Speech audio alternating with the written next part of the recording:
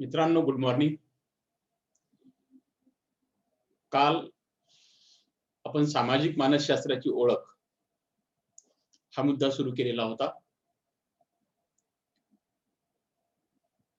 या मुद्द्यामध्ये काल आपण सामाजिक मानसशास्त्राची प्रस्तावना आणि काही व्याख्या यांचा विचार केलेला होता.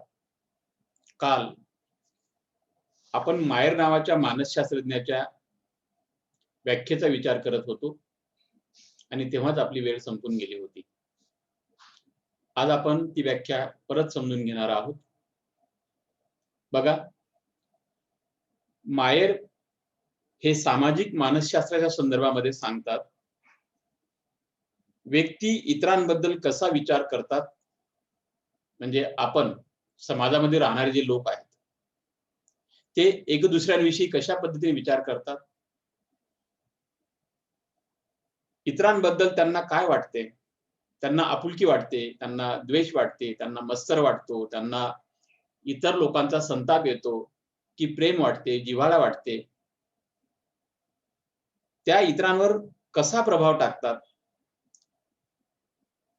समाजातले जे काही लोक आहेत ते लोक एकमेकांवरती कशा पद्धतीने प्रभाव टाकतात, एकमेकाला कशा पद्धतीने प्रभावित करतात, याचा देखील अभ्यास सामाजिक मानसशास्त्रात केला जातो असं मायर सांगतात. त्यानंतर आपसातील संबंध कसे प्रस्थापित करतात. जे काही समाजामध्ये जे लोक राहतात ते लोक एकमेकांसोबत संबंध कशा पद्धतीने प्रस्थापित करतात. मग हे संबंध काही फक्त व्यावहारिक संबंध असतात. उदाहरणार्थ, ग्राहक आणि दुकानदार व्यवहाराचा संबंध. जेव्हा ग्राहक लोक बाजारामध्ये जातात आणि बाजारात गेल्यानंतर एखाद्या अनोळखी व्यक्तीकडनं, अनोळखी दुकानदाराकडनं वस्तू विकत घेतात, तर तो व्यावहारिक संबंध झाला. यांना त्या वस्तूची गरज आहे आणि दुकानदाराला ती वस्तू विकायची आहे, तर हे व्यावहारिक संबंध. काही जे असतात ते व्यावसायिक संबंध असतात. एखाद्या संस्थेमध्ये आपण काम करत आहोत, एखाद्या ऑफिसमध्ये आपण नोकरी करत आहोत, एखाद्या कारखान्यातनी आपण कामधंदा करत आहोत, तर त्या कारखान्यातली जे काही इतर लोक आहेत, त्या ऑफिसमध्ये जे काही इतर लोक आहेत, त्यांच्यासोबत आपले संबंध निर्माण होतात, तर ते व्यावसायिक संबंध. काही संबंध मैत्रीपूर्ण असतात. काही लोकांसोबत आपली मैत्रीपूर्ण संबंध असताना आपल्याला दिसतात. अगदी जिव्हाळ्याचे संबंध असताना आपल्याला दिसतात. घनिष्ठ संबंध निर्माण होताना आपल्याला दिसतात. तर हे संबंध कशा पद्धतीने लोक प्रस्थापित करतात. जिव्हाळ्याचे संबंध असतात, मैत्रीपूर्ण असतात, व्यावसायिक असतात की व्यावहारिक असतात. तर ह्या संबंध कशा पद्धतीने प्रस्थापित करतात त्याचा देखील अभ्यास सामाजिक मानसशास्त्र करते. ह्या सगळ्या प्रश्नांचा अभ्यास शास्त्रशुद्ध पद्धतीने करणारे शास्त्र म्हणजे सामाजिक मानसशास्त्र, अशी व्याख्या मायर नावाचे मानसशास्त्रज्ञ करतात. परत एकदा बघूया. व्यक्ती इतरांबद्दल कशा पद्धतीने विचार करतात, इतरांबद्दल त्यांना काय वाटते, ते इतरांना कशा पद्धतीने प्रभावित करतात, आपसातील संबंध कसे प्रस्थापित करतात, या सगळ्या प्रश्नांचा शास्त्रीय अभ्यास करणारे शास्त्र म्हणजेच सामाजिक मानसशास्त्र अशी त्याची व्याख्या मायर करताना आपल्याला दिसतात. पुढे शेरीफ नावाचे एक मानसशास्त्रज्ञ आहे. त्यांचा काय विचार आहे सामाजिक मानसशास्त्राच्या संदर्भामध्ये तो पण आपण समजून घेऊ. बघा, शेरीफ असे म्हणतात, सामाजिक उद्दीपन परिस्थिती संदर्भात व्यक्तीचे अनुभव आणि वर्तन याचा शास्त्रीय अभ्यास म्हणजे सामाजिक मानसशास्त्र होय. आता जे सामाजिक उद्दीपन परिस्थिती संदर्भात असं म्हणतात. आता सामाजिक उद्दीपन म्हणजे काय किंवा सामाजिक उद्दीपनाची परिस्थिती म्हणजे काय, तर आपण सगळे लोक क्रिकेटची मॅच पाहतो, कबड्डीच्या मॅचेस पाहतो, खो खोच्या मॅचेस आपण बघतो, खेळ पाहतो. तर ज्या वेळेस क्रिकेटच्या मैदानावरती भारतीय खेळाडू खेळत असतात तर त्यांना बाकीचे लोक प्रोत्साहन देऊन, टाळ्या वाजवून त्यांना प्रोत्साहन देत असतात. इंडिया इंडिया नावाने ओरडत असतात. एखादा फलंदाज जर का उतरला असेल धोनी सारखा, तर धोनी धोनी अशा पद्धतीने त्याच्या नावाचा जयघोष सुरू होताना आपल्याला दिसतो आणि तो जयघोष, ती गुंज पूर्णपणे स्टेडियम मध्ये गुंजताना आपल्याला दिसते. तर ज्यावेळेस त्याच्या नावाचा जयघोष सुरू होऊन जातो त्यावेळेस त्याला देखील एक बळ भेटून जातं, त्याला एक आत्मविश्वास येतो आणि मग तो देखील चांगल्या पद्धतीने प्रदर्शन करण्याचा प्रयत्न करताना आपल्याला दिसतो. रनांची बरसात तो करण्याचा प्रयत्न करताना आपल्याला दिसतो. तर हे सामाजिक उद्दीपनात्मक परिस्थिती आहे. किंवा जेव्हा एखाद्या शाळेच्या वर्गामध्ये एखादा विद्यार्थी उत्तर देतो आणि उत्तर दिल्यानंतर वर्गातली इतर मुलं आणि सर सुद्धा त्या मुलासाठी टाळ्या वाजवतात, त्याचं अभिनंदन करतात. म्हणजेच ते त्यासाठी सामाजिक उद्दीपनाची परिस्थिती आहे. किंवा एखाद्या कॉलनीमध्ये एखाद्या काहीतरी माणसावरती काहीतरी आजार बितला आणि त्याच्याकडे उपचार घेण्यासाठी पैसे नाही आहेत, तर कॉलनीतले लोक वर्गणी गोळा करतात आणि वर्गणी गोळा करून त्या माणसाला उपचार घेण्यासाठी ते पैसे देतात. म्हणजेच ती जी काही परिस्थिती आहे, ती परिस्थिती सामाजिक उद्दीपनाची परिस्थिती आहे. प्रोत्साहन दिलं जातं, मदत केली जाते, मार्गदर्शन केलं जातं. तर मार्गदर्शनाच्या माध्यमातून, प्रोत्साहनाच्या माध्यमातून, मदतीच्या माध्यमातून किंवा ज्याला आपण आधार म्हणतो. काही लोक पैशाचा आधार देणार नाहीत, पण मानसिक आधार देतात, मार्गदर्शन करतात, धीर देतात. तर ती सामाजिक उद्दीपनाची परिस्थिती आहे. त्याचा देखील अभ्यास सामाजिक मानसशास्त्रामध्ये केला जातो. अशा पद्धतीने शरीफ आणि शरीफ सांगताना आपल्याला दिसतात. पुढची व्याख्या आहे बॅरॉन आणि बायरन यांनी सांगितलेली. आता हे काय म्हणतात बघू. सामाजिक मानसशास्त्र हे सामाजिक प्रसंगातील व्यक्तीच्या वर्तनाचे स्वरूप व कारणे याचा अभ्यास करणारे शास्त्र आहे.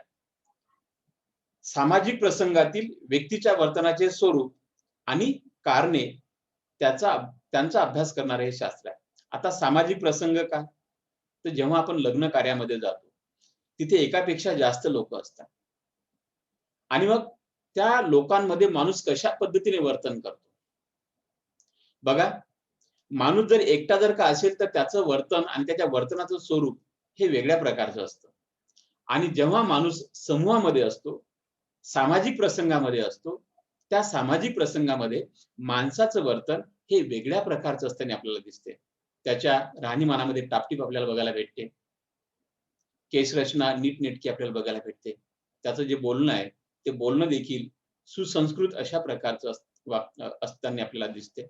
तर हे जे काही सामाजिक प्रसंग आहे, त्या सामाजिक प्रसंगामध्ये व्यक्तीचं वर्तन कसं होईल, त्याचं स्वरूप कसं असेल आणि त्या स्वरूपाच्या पाठीमागचे कारण काय असतील, व्यक्ती असा का वागतो. सामाजिक प्रसंगामध्ये माणूस नीटनेटका आपले कपडे असतील त्या कपड्यांचा नीटनेटकं तो ठेवण्याचा प्रयत्न करतो. आपल्या त्याची जी काही भाषा आहे, त्याचं जे काही बोलणं आहे, ते बोलणं देखील नीटनेटक्या स्वरूपामध्ये तो ठेवण्याचा प्रयत्न करतो. का? तर त्याला समाजातल्या लोकांना प्रभावित करायचं असतं. आपल्या बोलण्याच्या माध्यमातून प्रभावित करायचं असतं. त्यांना छाप पाडायची असते इतर लोकांवरती. कपड्यांच्या माध्यमातून त्यांना प्रभावित करायचं असतं. काही लोक दागदागिने घालून येतात, तर ते दागदागिने घालून आल्यानंतर लोक त्यांचे दागदागिने बघून प्रभावित होताना आपल्याला दिसतात. तर त्यांना लोकांना प्रभावित करायचं असतं. म्हणून समूहातलं वर्तन आणि माणसाचं व्यक्तिगत वर्तन याच्यामध्ये आपल्याला फरक बघायला भेटतो. तुम्ही बघा, तुम्ही रस्त्याने जर का एकटे जर का असाल, तर तुम्ही तुमच्या वेगाने, तुम्ही तुमच्या स्पीडने तुम्हाला तुमच्या मनाला जसा पटेल त्या वेगाने तुम्ही चालत असाल. पण जर तुमच्यासोबत जर का कोणी जर का असेल, तर कदाचित त्याचा वेग तुमच्यापेक्षा चालण्याचा जर जास्त जर का असेल, तर तुम्ही त्याच्या वेगाने चालू लागता.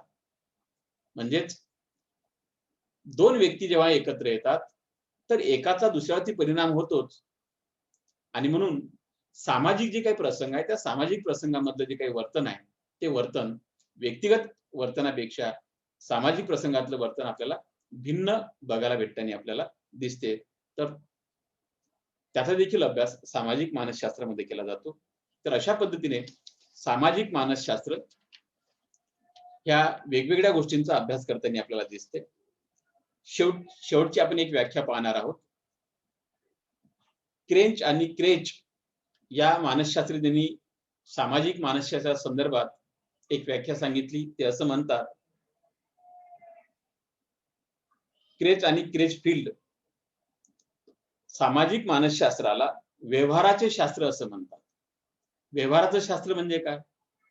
तर प्रत्यक्ष जीवन जगण्याचं शास्त्र, प्रॅक्टिकली जीवन जगण्याचं शास्त्र, त्याला म्हणतात व्यवहारात. दैनंदिन जीवनात उपयोगात येणारं शास्त्र. मग लोक आपल्याला मदत का बरं करतात? लोक आपल्यावरती प्रेम का बरं करतात? लोक एकमेकाला सहकार्य का बरं करतात? लोकांना एकमेकांविषयी आकर्षण का बरं वाटतं? लोकांना एक दुसऱ्याविषयी आपुलकी का वाटतं? लोक एक दुसऱ्याच्या अडीअडचणीला का धावून जातात? लोक इतर लोकांच्या प्रभावाखाली का जगतात? इतर लोकांची आज्ञा पालन का करतात? किंवा काही लोक समाजामध्ये पूर्वग्रह दूषित वर्तन का बरं करतात? ते प्रिज्युडाइज माइंडने का बरं राहतात? ह्या सगळ्या गोष्टींचा उहापोह या सामाजिक मानसशास्त्रामध्ये केला जातो आणि म्हणून त्याला व्यवहाराचं मानसशास्त्र असं म्हणतात, की व्यावहारिक शास्त्र आहे. प्रॅक्टिकली जीवनात उपयोगात येणारं शास्त्र आहे. तर अशा पद्धतीने सामाजिक मानसशास्त्राचा उपयोग राजकारणी लोक जे वेगवेगळ्या मोठ्या-मोठ्या प्रकारचे पक्ष चालवतात, राजकारणातनी पक्ष चालवतात. ते राजकारणी लोक सामाजिक मानसशास्त्राचा चांगल्या पद्धतीने उपयोग करून घेतात. त्यानंतर जे सामाजिक कार्यकर्ते असतात, ते सामाजिक कार्यकर्ते देखील सामाजिक मानसशास्त्राचा छान पद्धतीने उपयोग करून घेताना आपल्याला दिसतात. त्यानंतर जे काही व्यावसायिक असतात, उद्योजक असतात, ते उद्योजक सुद्धा सामाजिक मानसशास्त्राचा उपयोग चांगल्या पद्धतीने करून घेतात. त्यांचा उद्योग वाढवण्यासाठी, त्यांचं जे काही उत्पादन आहे, ते उत्पादन वाढविण्यासाठी याचा उपयोग चांगल्या पद्धतीने करून घेताना आपल्याला दिसतात. आणि म्हणूनच सामाजिक मानसशास्त्र हे व्यावहारिक शास्त्र आहे. प्रत्यक्षात जीवनात उतरणारं शास्त्र आहे. तर अशा पद्धतीने सामाजिक मानसशास्त्राच्या वेगवेगळ्या व्याख्या आपण बघितल्या आहेत. पुढचा मुद्दा आहे सामाजिक मानसशास्त्राचा इतिहास. बघा, जगातली अशी कोणती गोष्ट नाही की त्या गोष्टीला इतिहास नाही. आपलं जे काही कुटुंब आहे, तुमच्या कुटुंबाला, माझ्या कुटुंबाला काहीतरी इतिहास आहे. आपले आजोबा, आपले पणजोबा, खापर पणजोबा, प्रत्येक घराला इतिहास आहे. जगातल्या प्रत्येक वास्तूला, प्रत्येक इमारतीला इतिहास आहे. तसंच मानसशास्त्राला देखील इतिहास आहे. मग मानसशास्त्राच्या इतिहासामध्ये जर इतिहासाची पानं चाळायची जर झाली, तर आपल्याला इसवी सन पूर्व कालखंडामध्ये डोकावून बघावं लागेल. मग इसवी सन पूर्व 427 ते 340 च्या दरम्यान प्लेटो हा जो काही विचारवंत होता, ग्रीक विचारवंत, त्याने रिपब्लिक नावाचा एक ग्रंथ लिहिला आणि त्या ग्रंथामध्ये मानवी स्वभावाचे वर्णन आणि माणसाचे व्यवहार या संदर्भातनी त्यांनी लेखन केलं. आणि हेच लेखन आपल्याला माणसाच्या वर्तनाचा सामाजिक दृष्टीने अभ्यास करणारे महत्वपूर्ण लेखन आपल्याला मानता येईल. त्यानंतर प्लेटोचा जो काही शिष्य होता एरिस्टॉटलने माणसाला प्राणी म्हटलेला आहे. माणूस हा समाजप्रिय प्राणी आहे. ज्या पद्धतीने पृथ्वी तलावरती इतर प्राणी राहतात, मानवेतर जे काही प्राणी आहेत, हत्ती असेल, हरिण असेल, वाघ असेल, सिंह असेल, कोल्हा असेल, लांडगा असेल, ज्या पद्धतीने पृथ्वी तलावरती राहतात, अगदी त्याच पद्धतीने माणूस सुद्धा प्राणी आहे. पण माणसामध्ये आणि मानवेतर प्राण्यामध्ये काय फरक आहे? तर महत्वाचा फरक असा आहे की मानवाने आपल्या बुद्धिमत्तेच्या विकासाने आपलं स्वतःचं जीवन इतकं उत्क्रांत केलं, तर आज तो मंगळावरती राहायला जाता येईल का? मंगळावरती आपल्याला वस्ती स्थापन करता येईल का? तिथे आपल्याला बिल्डिंग बांधता येतील का? तिथे आपल्याला वास्तव्य करता येईल का? याचा विचार माणूस करत आहे. मग काय प्राण्यांकडे बुद्धिमत्ता नाही आहे का? तर आहे. सगळ्या प्राण्यांजवळ बुद्धिमत्ता आहे. परंतु माणसाने आपल्या बुद्धिमत्तेला जेवढं विकसित केलं, तितका त्यांच्या बुद्धिमत्तेचा विकास होऊ शकलेला नाही किंवा ते करू शकलेत नाहीत. आणि म्हणून माणसाने आपल्या बुद्धिमत्तेच्या जोरावर इतर जे काही प्राणी आहेत, मानवेतर जे काही प्राणी आहेत, त्या प्राण्यांना आपल्या नियंत्रणात ठेवल्याचं आपल्याला लक्षात येतं. म्हणजे अगदी आपण गाय, बैल, म्हैस, बकरी हे तर प्राणी पाहतोच. माणसं पाळतात. त्याचं दूध देखील माणसं घेतात. त्याचा व्यापार देखील करतात दुधाचा. किंवा बैलाचा उपयोग शेती करण्यासाठी माणसाने केलाय. घोड्यांचा उपयोग घोडागाडीसाठी माणसाने केलाय. म्हणजे माणसाने त्याच्यावरती नियंत्रण प्रस्थापित केलं. जंगलामधले जे काही हिंस्र प्राणी आहेत, त्या हिंस्र प्राण्यांना सुद्धा माणूस पिंजऱ्यामध्ये बंदिस्त करताना आपल्याला दिसतो. म्हणजे त्या प्राण्यांवरती तो ताबा मिळवण्याचा प्रयत्न करताना आपल्याला दिसतो. आपल्या बुद्धिमत्तेच्या बळावरती मानवाने इतर प्राण्यांवरती आपलं वर्चस्व प्राप्त केल्याचं आपल्या लक्षात येते. तर एरिस्टॉटलने माणसाला प्राणी म्हटलेला आणि खरोखर माणूस हा प्राणी आहे. पृथ्वी तलावरती ज्या पद्धतीने इतर प्राणी आहेत, अगदी त्याच पद्धतीने माणूस देखील प्राणी आहे. आणि तो प्राणी त्याचे जे काही अ, समूहातले लोक आहेत, त्याच्या समूहातले जे काही लोक आहेत, त्या समूहातल्या लोकांशिवाय तो राहू शकत नाही. तो समूहाशिवाय जगू शकत नाही. समाजाशिवाय जगू शकत नाही. हे आपण काल सुद्धा बघितलं होतं. कारण की माणसामध्ये एकमेकाच्या सहवासात राहण्याची ही सहज प्रवृत्ती आहे. मॅकडुगलने सांगितलं. आपण पुढे जाणारच आहोत. पुढे त्या मॅकडुगलचा उल्लेख येणारच आहे. त्याच्यावरती नंतर मी थोडंसं बोलणारच पुढे. त्यानंतर इपियुरस नावाच्या मानसशास्त्रज्ञाने एक महत्त्वपूर्ण योगदान सामाजिक मानसशास्त्राच्या विकासात दिल्याचं आपल्याला दिसून येते. त्याने समाज विकासा संदर्भात विवेचन केलं. समाज कसा विकसित झाला. म्हणजे अगोदर हा जंगलामध्ये राहणारा जो काही समाज होता, जो काही अगदी रानटी पद्धतीने जे काही लोक राहत होते, ते लोक टोळीच्या स्वरूपात कसे राहायला लागली आणि मग त्या टोळीच्या स्वरूपामधूनच पुढे-पुढे ते गुहेमध्ये राहायला लागली. ते आपले कुटुंब तयार करून राहायला लागली. तर समाजाचा विकास कशा पद्धतीने झाला त्या संदर्भातलं भाष्य यांनी केल्याचं आपल्याला दिसून येते. त्यानंतर इसवी सन पूर्व 2000 च्या सुमारास युफेरिस आणि टायग्रीस या नद्यांच्या परिसरात सामाजिक वर्तनाचे मानदंड लिहिले गेले. आता सामाजिक वर्तनाचे मानदंड काय? तर माणसाने एक दुसऱ्यासोबत प्रेमाने वागलं पाहिजे. मानदंड आपण माणसं आहोत. तर माणसाने माणसाशी माणसासारखं वागलं पाहिजे. प्रेमाने वागलं पाहिजे, आपुलकीने वागलं पाहिजे, बंधुभावाने वागलं पाहिजे, माणुसकीने वागलं पाहिजे. हे माणसाच्या वर्तनाचा एक मानदंड आहे. त्याला मोरॅलिटी किंवा नैतिकतेचा आधार आहे. नैतिकतेचा आधार आहे. आणि हा नैतिकतेचा आधारच मानवी मूल्याचं जतन करताना आपल्याला दिसते. म्हणून समाजामध्ये नैतिकतेला का बरं महत्व आहे? समाजामध्ये कायद्याचं राज्य का बरं आहे? कोणी कोणाची वस्तू चोरून घेऊ नये. कोणी कोणाची जे काही संपत्ती असेल ती संपत्ती हिसकून घेणार नाही याची काळजी कायदा घेताना आपल्याला दिसते. कायद्याची जी काही रचना आहे ती रचना नैतिकतेवरती झाल्याचे आपल्याला लक्षात येते. आणि कायदे कोणी निर्माण केले? तर मानवानेच निर्माण केले. धर्म कोणी निर्माण केले? मानवानेच निर्माण केले. जाती कोणी निर्माण केल्या? मानवाने निर्माण केल्या. ह्या निसर्गाने निर्माण केलेल्या नाहीये. मानवाने निर्माण केलेल्या आहेत. धर्म देखील माणसानेच निर्माण केलेले आहे. धर्माची निर्मिती देखील मानवानेच निर्माण केलेली आहे. जर आपण मुस्लिम धर्माचा जर का विचार जर का आपण करू तर मोहम्मद पैगंबर हे मुस्लिम धर्माचे धर्मसंस्थापक असल्याचं आपल्या लक्षात येते. जैन धर्माचे जर आपण विचार जर का करणार असू तर महावीर जैन जे आहेत ते महावीर जैन धर्माचे संस्थापक आपल्याला बघायला भेटतात. बुद्ध धर्माचे जे काही संस्थापक आहेत ते बुद्ध धर्माचे संस्थापक भगवान गौतम बुद्ध आपल्याला बघायला भेटतात. ख्रिश्चन धर्माचे येशू ख्रिस्त बघायला भेटतात. तर हे जे काही धर्म आहेत आणि धर्माचा आधार काय? तर नैतिकता हाच धर्माचा आधार आहे. प्रत्येक धर्मामध्ये नैतिकतेला महत्व आहे. तर ही नैतिकता हेच सामाजिक मानदंड आहेत. मानदंड म्हणजे काय? तर माणसाचं वर्तन मोजण्याचे माप आहेत ते. मानदंड आहेत, क्रायटेरिया आहेत. माणसाचं वर्तन कसं असलं पाहिजे. माणसानं कसं वागलं पाहिजे समाजामध्ये.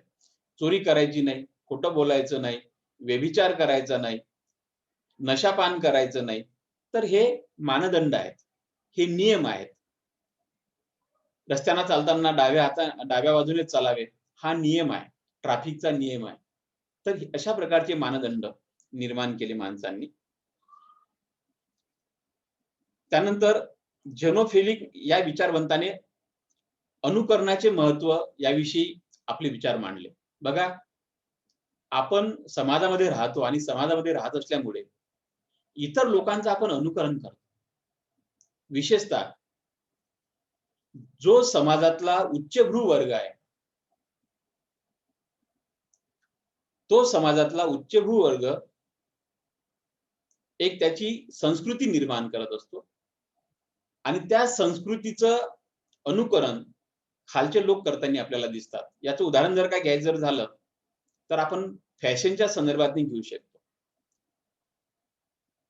पिक्चरमध्ये काम करणारे हिरो हिरोईन वेगवेगळ्या प्रकारचे फॅशन्स करतात आणि त्यांनी केलेली फॅशन त्यांचं आपण अनुकरण करतो. त्यांनी जशा प्रकारचे कपडे घातले, तशा प्रकारचे कपडे आपण घालायला लागतो. म्हणजे अगदी सगळे लोक जे आहेत त्यांचं अनुकरण करताना आपल्याला दिसतात. समाजातले बहुतेक लोक, विशेषतः तरुण लोक, तरुण आणि तरुणी हे नटनट्यांचं मोठ्या प्रमाणात अनुकरण करताना आपल्याला दिसतात. त्यांचं जसं राहणीमान आहे, ते राहणीमान आत्मसात करण्याचा प्रयत्न करतात, म्हणजेच अनुकरण करताना आपल्याला दिसतात. त्यांनी जशी केसांची जी काही स्टाईल आहे, हेअरस्टाईल आहे, ती हेअरस्टाईल आपण देखील तसेच केस लावण्याचा प्रयत्न करताना आपल्याला दिसतो.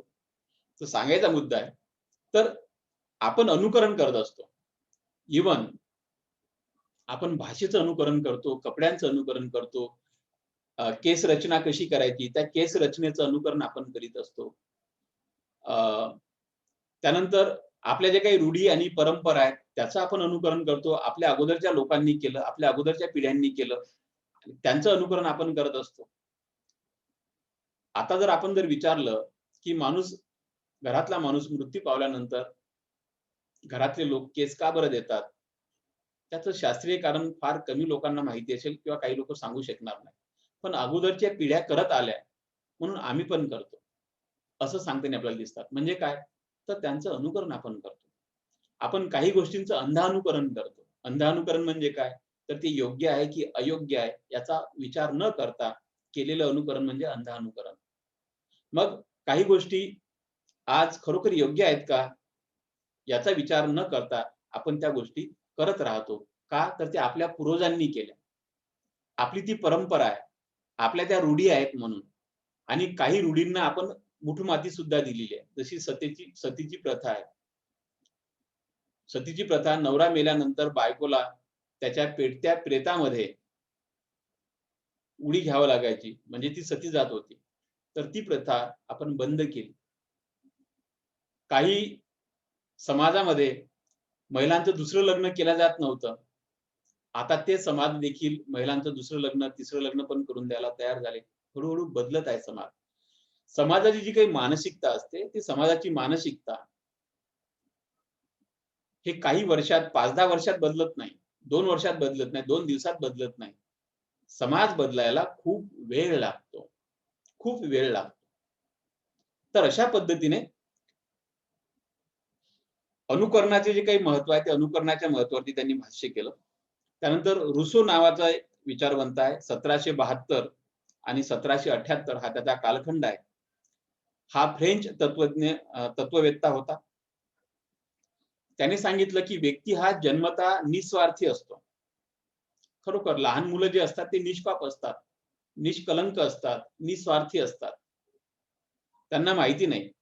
लहान मुलांना मी हिंदूच्या घरी जन्माला आलोय, की मी मुस्लिमाच्या घरी जन्माला आलोय, मी ख्रिश्चनांच्या घरी जन्माला आलोय, की मी बौद्धांच्या घरी जन्माला आलोय, की मी मराठ्यांच्या घरी जन्माला आलोय, की मी मातंगांच्या घरी जन्माला आलोय, की मी अ, कोळ्यांच्या घरी जन्माला आलो, का मी भिल्ल समाजातल्या माणसाच्या घरी जन्माला आलो, त्याला काहीच माहिती नसतं.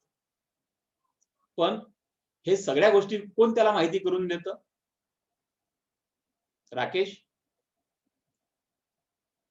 अगदी आज या क्षणाला जे बालक ज्या घरात जन्माला आलेलं असेल, त्या बालकाला माहिती आहे का, की मी अमुक जातीच्या व्यक्तीच्या घरी जन्माला आलेलो आहे, अमुक धर्मातल्या व्यक्तीच्या घरी जन्माला आलेलो आहे. माझा धर्म अमुक अमुक आहे, असं त्याला काही माहिती आहे का? नाही. ते नाही अगदी सर. निस्वार्थी असतं, निष्पाप असतं. असं म्हटलं जातं, लहान मूल हे पोरीपाटी असते. बरोबर आहे. लहान मूल पोरीपाटीच असते. परंतु जेव्हा ते आपल्या कुटुंबातल्या सदस्यांच्या सहवासामध्ये वाढू लागते, नंतर आपल्या गल्लीतल्या मित्रांसोबत, गल्लीतल्या शेजाऱ्या-पाजाऱ्यांसोबत, आपल्या नातेवाईकांसोबत जसं ते मोठं व्हायला लागते आणि त्याचं जे काही सामाजिक विश्व आहे, ते सामाजिक विश्व वाढायला लागते. तसं ते समाजातल्या गोष्टींचं अनुकरण करायला लागते. आणि मग आपल्या आई-वडिलांनी जर का स्वतःला हिंदू म्हणून जर घेतलं, की ते पण आपल्या स्वतःला हिंदू म्हणून घेतील. आपल्या आई-वडिलांनी जर का स्वतःला जर का मुस्लिम म्हणून घेतलं, तर ते पण स्वतःला मुस्लिम म्हणून घेतात. आई-वडील जर का नमाज पढत असतील, तर ते पण नमाज पढते. आई-वडील जर का चर्चमध्ये जात असतील, तर तो पण चर्चमध्ये जातो. आई-वडील जर का हरिपाठ करत असतील, तर ते बालक देखील हरिपाठ करताना आपल्याला दिसतंय. सांगायचा मुद्दा, आपल्या घरातल्या लोकांचं अनुकरण लहान मुलं करताना आपल्याला दिसतात. आणि किंबहुना जर का नाही केलं, तर आपले आई-वडील त्याच्यावरती रागावतात, त्याच्यावरती संतापतात. त्याला ते करण्यास भाग पाडतात. तर अशा पद्धतीने रुसो म्हणतात, की माणूस हा जन्मतः निस्वार्थी आहे. पण जसा-जसा माणूस मोठा होत जातो, इतर लोकांच्या संपर्कात यायला लागतो आणि आल्यानंतर तो माणूस देखील त्यांच्याकडनं स्वार्थाचं अनुकरण करायला लागतो आणि मग तो देखील पैसा कसा मिळवायचा, इतरांची संपत्ती कशी हडप करायची, आपल्याकडे सगळी सत्ता कशी ठेवायची, ह्या सगळ्या गोष्टींचं अनुकरण तो इतर लोकांच्या गोष्टी पाहून, इतर लोकांचं वर्तन पाहून त्यांचं अनुकरण करताना आपल्याला दिसतो. आणि म्हणून रुसो म्हणतो, की लहान मुलांना समाजाच्या प्रभावापासून लांब ठेवलं पाहिजे. पण ते शक्य आहे का? तर ते शक्य नाही. म्हणून समाजाच्या प्रभावापासून लांब ठेवण्यापेक्षा चांगलं काय आणि वाईट काय याची जाणीव मात्र पालकांनी आपल्या मुलांना करून देण्याची गरज आहे. पुढे फ्रान्सिस गाल्टन फ्रान्सिस गाल्टन यांचा जो काही कालखंड आहे, यांनी देखील 1822 ते 1911 या कालखंडामध्ये सामाजिक मानसशास्त्राच्या विकासामध्ये महत्त्वपूर्ण योगदान दिल्याचं दिसते. यांनी म्हणजेच फ्रान्सिस गाल्टन यांनी वैयक्तिक भिन्नतेचा सिद्धांत मांडला. आता वैयक्तिक भिन्नता म्हणजे काय? किंवा व्यक्ती भिन्नता म्हणजे काय? तर तुम्ही आम्ही जरी दिसायला सारखे असू, सगळ्यांना शारीरिक अवयव सारखे आहेत. सगळ्यांना 2 हात आहेत, 2 पाय आहेत, 2 डोळे आहेत. पण तरी देखील आपण भिन्न आहोत. आपण एक दुसऱ्यापासून वेगवेगळे आहोत. विचाराने वेगळे आहोत, आवडी-निवडीने वेगळे आहोत, क्षमतांनी वेगवेगळे आहोत, कला-कौशल्यांनी वेगवेगळे आहोत, कलागुणांनी वेगवेगळे आहोत आणि जात असेल, धर्म असेल, यांनी पण आपण वेगवेगळे आहोत. तर हे जे काही वेगळेपण आहे, त्या वेगळेपणाच्यामुळे माणसामध्ये युनिकनेस तयार होतो.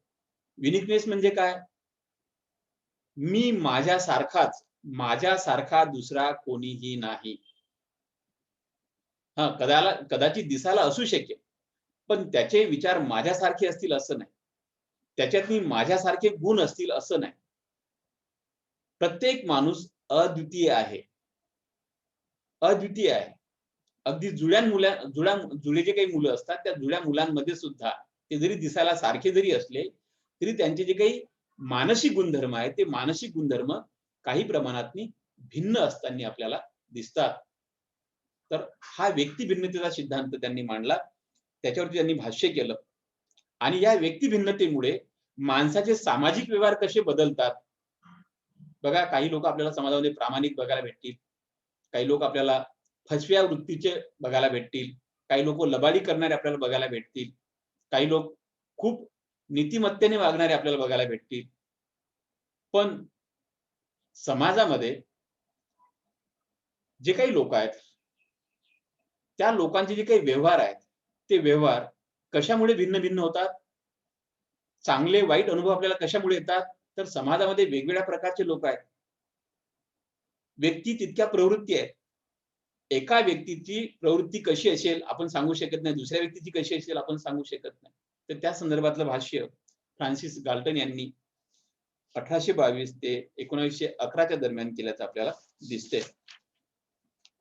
पुढे 1924 मध्ये अल्पोर्ट नावाच्या मानसशास्त्रज्ञाने सामाजिक मानसशास्त्रावरती पहिलं पुस्तक लिहिलं. त्यानंतर लेविन यांनी समूहाच्या प्रभावात संदर्भात अनेक प्रयोग केले. समूहाचा जे काही प्रभाव, एकमेकांवर जो काही प्रभाव पडतो, काल आपण बघितलं सोशल इन्फ्लुअन्स, त्या संदर्भात त्यांनी विविध प्रकारचे प्रयोग केले. बघा, सामाजिक प्रभावाचं एक छोटंसं उदाहरण आपल्याला जर का द्यायचं म्हटलं, तर वर्गातनी एखादे शिक्षक काहीतरी प्रश्न विचारतात आणि मग एका विद्यार्थ्याला तू सांग, तू सांग, तू सांग. तर बऱ्याचदा पहिला मुलगा काहीतरी उत्तर देतो आणि बाकी दुसऱ्या नंबरला सांगणारा मुलगा ते त्याचंच अनुकरण करतो. तिसऱ्या नंबरला त्याचं अनुकरण करतो. पहिल्याने सांगितलेल्याच अनुकरण करताना आपल्याला दिसतो. वास्तविक पाहता सगळ्या मुलांना त्या प्रश्नाचं उत्तर माहिती असतं असं नाही. पण पहिल्याने जे काही उत्तर दिलं, मग ते चूक दिलं की बरोबर दिलं हे माहिती नसतं. पण अनुकरणाच्या पोटी, सामाजिक प्रभावाच्या पोटी बाकीचे पण मुलं पहिल्या मुलाच्या उत्तराची कॉपी करताना आपल्याला दिसतात. काही थोडे मुलं ज्यांचा अभ्यास असते, ज्यांना उत्तर एक्झॅक्ट माहिती असते, ते मात्र वेगळे उत्तर देण्याचा प्रयत्न करताना आपल्याला दिसतात. पण बाकीचे मुलं जे असतात, ते त्याची कॉपी करणारे, त्याचे अनुकरण करणारे, अशा पद्धतीचे वेगवेगळ्या प्रकारचे जे काही प्रयोग आहेत, ते प्रयोग सामाजिक प्रभावाच्या माध्यमातून करण्यात आलेले आहेत. त्यानंतर यालाच अल्पोर्टने सामाजिक सुलभीकरण असं नाव दिलेलं आहे. आपल्याला माहिती नाही ना उत्तर, मग समोरच्याने जे काही म्हटलं ते बोलून द्यायचं. आपलं काम सुलभ होऊन जातं. त्याला सामाजिक सुलभीकरण अशा प्रकारचं नाव अल्पोर्ट नावाच्या मानसशास्त्रज्ञाने दिल्याचं आपल्याला दिसतंय. त्यानंतर मॅकडुगलची आपण व्याख्या बघितली होती. मॅकडुगलचा जो काही कालखंड आहे तो 1908 या काळात त्यांनी देखील सामाजिक मानसशास्त्रात महत्त्वपूर्ण योगदान दिलेलं आहे. मॅकडुगलनी सामाजिक वर्तनातील सहज प्रवृत्ती याच्यावरती भर दिलाय. आता सहज प्रवृत्ती काय? तर माणसामध्ये खूप बऱ्याचशा सहज प्रवृत्ती आहेत. त्या सहज प्रवृत्तीमुळे माणूस एकमेकांच्या सहवासामध्ये राहतो. माणसाला एक दुसऱ्याचा सहवास हवा आहे. माणसाला इतर लोकांचं प्रेम हवं आहे. ती माणसाची सहज प्रवृत्ती आहे. मनोसामाजिक गरज आहे माणसाची. माणूस इतर लोकांपासून लांब नाही राहू शकत. इतर लोकांपासून अलिप्त नाही राहू शकत. तर अशा पद्धतीने माणसाला समाजात राहायला आवडते, इतर लोकांसोबत राहायला आवडते, हसत खेळत आनंदाने राहायला आवडते. ही माणसाची सहज प्रवृत्ती आहे. त्याला जसा इतर लोकांमध्ये त्याला जशी इंटरेस्ट वाटते, तशी त्याला स्वतःमध्ये पण इंटरेस्ट वाटते आणि स्वतःमध्ये इंटरेस्ट वाटल्यामुळेच आजकाल लोक सेल्फी मोठ्या प्रमाणात काढताना आपल्याला दिसतात. तुम्ही पण काढत असाल. माझ्यासारख्या माणसाला देखील तो सेल्फी काढण्याचा मोह आवरत नाही. त्यानंतर ती माणसाची सहज प्रवृत्ती आहे. स्वतःविषयी स्वतःमध्ये मग्न राहणं, स्वतःमध्ये इंटरेस्ट घेणं, ती माणसाची सहज प्रवृत्ती आहे. लोभी असणं, तर हे जे काही सहज प्रवृत्ती आहेत, काही जन्मजात असतात माणसामध्ये, तर काही माणूस अनुकरणाच्या माध्यमातून लोकांकडून शिकत असताना आपल्याला दिसतो. तर मॅकडुगलने देखील माणसाच्या सहज प्रवृत्तींवरती विशेष भर दिल्याचं आपल्याला दिसते. त्यानंतर फ्राईड आहेत. Sigmund fried. त्याने टोटेम अँड टोबो हे नावाचं पुस्तक लिहिलं आणि ते असं म्हणतात, माणसामध्ये ज्या काही मानसिक समस्या निर्माण होतात, त्या मानसिक समस्यांचं मूळ म्हणजे त्या मानसिक समस्यांचं जे काही मूळ आहे, ते मूळ व्यक्तीच्या प्रवृत्तीमध्ये आणि सामाजिक नीती नियम यांच्यातील संघर्षामुळे निर्माण होताना आपल्याला दिसतात. तर माणसाच्या काही प्रवृत्ती आहेत, त्या माणसाच्या प्रवृत्ती नैसर्गिक आहेत. निसर्ग मार्गाने जाणाऱ्या आहेत, नैसर्गिक मार्गाने जाणाऱ्या आहेत. पण त्या नैसर्गिक मार्गाने जाणाऱ्या प्रवृत्तींना जे काही अटकाव निर्माण करतात, ते समाजातले जे काही नियम असतात, ते समाजातले नियम त्यांना अटकाव करताना आपल्याला दिसतात. आता एखाद्या माणसाला पहिली बायको असताना देखील दुसरी बायको करावीशी वाटेल, तिसरी बायको करावीशी वाटेल. सहज आहे, वाटू शकतं. एखादी सुंदर महिला जर त्याला दिसली, तर होऊ शकतं त्याच्या मनातनी ते विचार येऊ शकतात. पण कायद्याने नियम केलेले आहेत. इच्छा असून देखील त्या नियमामुळे माणसाला दुसरी पत्नी, तिसरी पत्नी करता येत नाही आणि जर केली, तर ती बेकायदेशीर ठरल्याची आपल्याला दिसते. कायदा त्याला मान्यता देत नाही. ते बेकायदेशीर त्याचं वर्तन होण्याची शक्यता असते. तर सिग्मंड फ्राईड असं म्हणतात, की व्यक्तीच्या ज्या काही मानसिक समस्या आहेत, त्या मानसिक समस्या व्यक्तीच्या प्रवृत्तीमध्ये, व्यक्तीची जी काही मूळ प्रवृत्ती आहे, त्या मूळ प्रवृत्तीमध्ये आणि जे काही समाजाचे जे काही नीती नियम आहेत, कायदे कानून आहेत, त्या कायदे कानूनमध्ये होणारे जे काही संघर्ष आहेत, त्या संघर्षामध्ये आपल्याला या सामाजिक समस्यांची मूळ बघायला भेटतात, असे सिग्मंड फ्राईड म्हणताना आपल्याला दिसतात. त्यानंतर कर्ट लेविन नावाच्या मानसशास्त्रज्ञाने 1935 मध्ये प्रायोगिक तंत्राचा अभ्यास केला. सामाजिक मानसशास्त्र त्यांनी वेगवेगळ्या प्रकारचे प्रयोग करून पाहण्याचा प्रयत्न केला आणि म्हणून कर्ट लेविन या मानसशास्त्रज्ञाला सामाजिक मानसशास्त्राचा जनक असं मानतात. तुम्हाला प्रश्न विचारला जाऊ शकते की सामाजिक मानसशास्त्राचे जनक कोण? तर कर्ट लेविन हे सामाजिक मानसशास्त्राचे जनक आहेत. का जनक आहेत?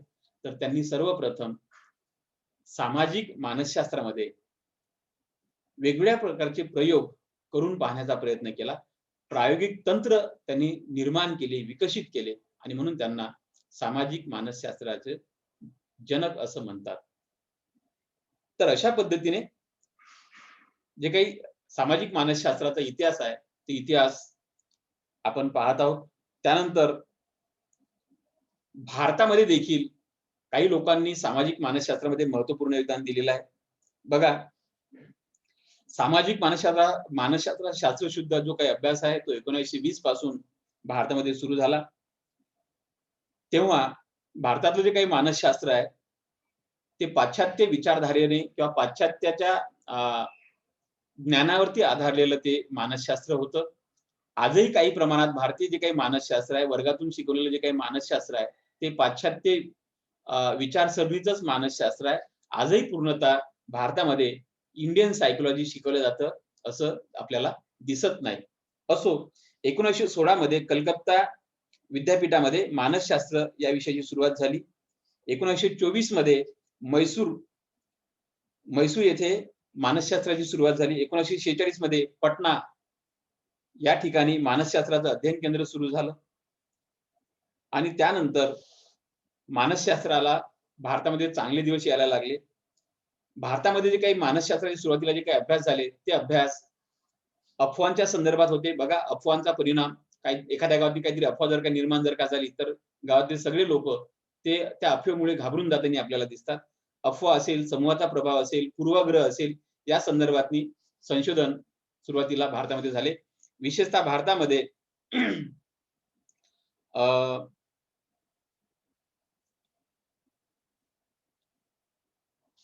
1928 मध्ये मुखर्जी व सेनगुप्ता आणि त्यानंतर 1935 मध्ये प्रसाद या नामांकित मानसशास्त्रज्ञांनी महत्त्वाचं योगदान दिल्याचं आपल्याला लक्षात येईल. मित्रांनो,